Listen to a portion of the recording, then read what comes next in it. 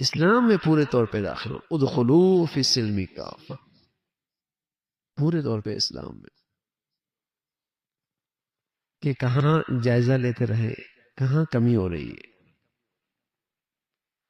اور دین کا کون سا حصہ ایسا ہے جو آج ہمارے گھروں میں نہیں ہے، کہاں کوتاہی.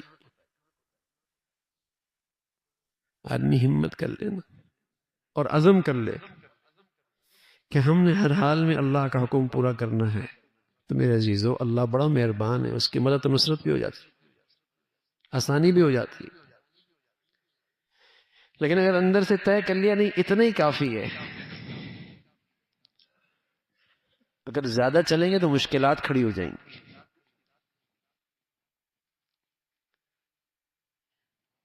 تو اس کو تو اسلام پہ اعتماد ہی نہیں ہے، اس کو تو اسلام کی کامیابی کا اعتماد ہی نہیں ہے. یہ تو نادان یہ سمجھتا ہے کہ زیادہ دین پہ چلیں گے تو مشکلات زیادہ ہو جائیں گی. علمان والحافظ، اس کو تو اسلامی زندگی پر اعتماد ہی کوئی نہیں. یہ تو ہر وقت سبق یاد رکھنے کا ہے کہ اسلامی زندگی مشکلات سے نکالنے کے لیے آئی ہے بھائی، مشکلات میں ڈالنے کے لیے نہیں آئی، عزت دینے کے لیے آئی ہے، رسوا کرنے کے لیے نہیں، ناکامی کے لیے نہیں آئی، فلاح اور کامیابی کے لیے دین زندگی آئی ہے. اس کا تو ہر وقت خیال رکھ.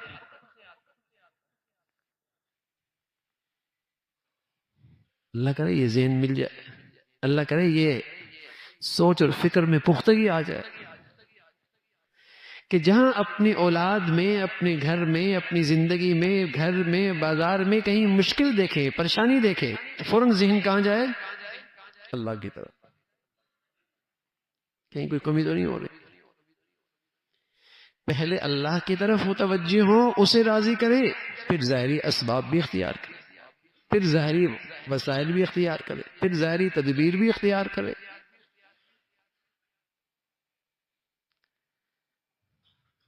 لیکن پہلے اللہ کی طرف. اللہ کے سب سے پیارے بندے حضرات انبیاء علیہ الصلوۃ والسلام، ان کی شان دیکھیے. وما كان قولهم الا ان قالوا ربنا اغفر لنا ذنوبنا واسرافنا في امرنا وثبت اقدامنا. یہ پیغمبروں کی دعائیں ہیں.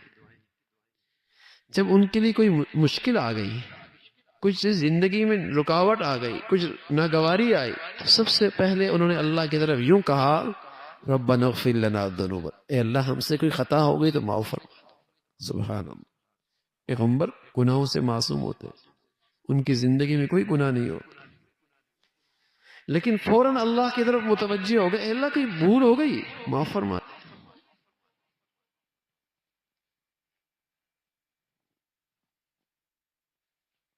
فما وہنوا لما اصابهم فی سبیل اللہ.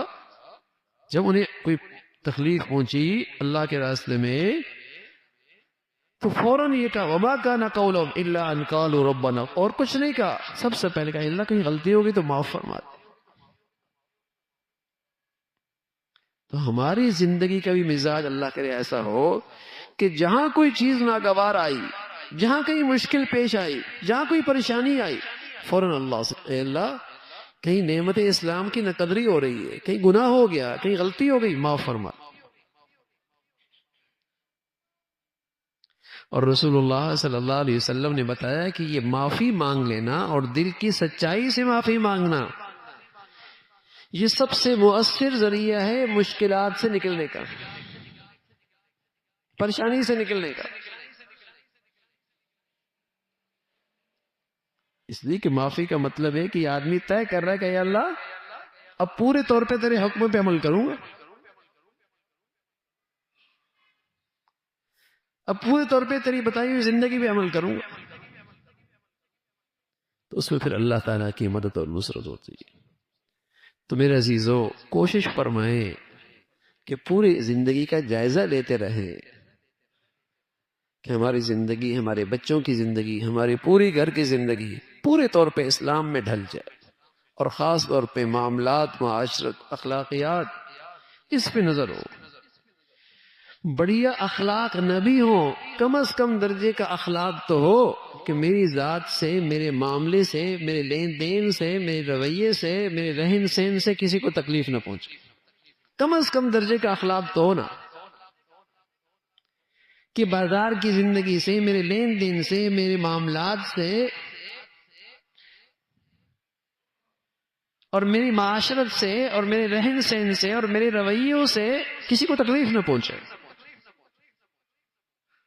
کم از کم درجے کا تو یہ اخلاق ہو،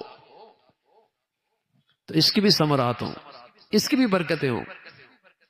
اللہ تعالیٰ بھائی ہم سب کو پورے دین پہ چلنا ہم سب کے لیے آسان فرمائے، اور اسلام کی مبارک ثمرات ہم سب کو نصیب فرمائے.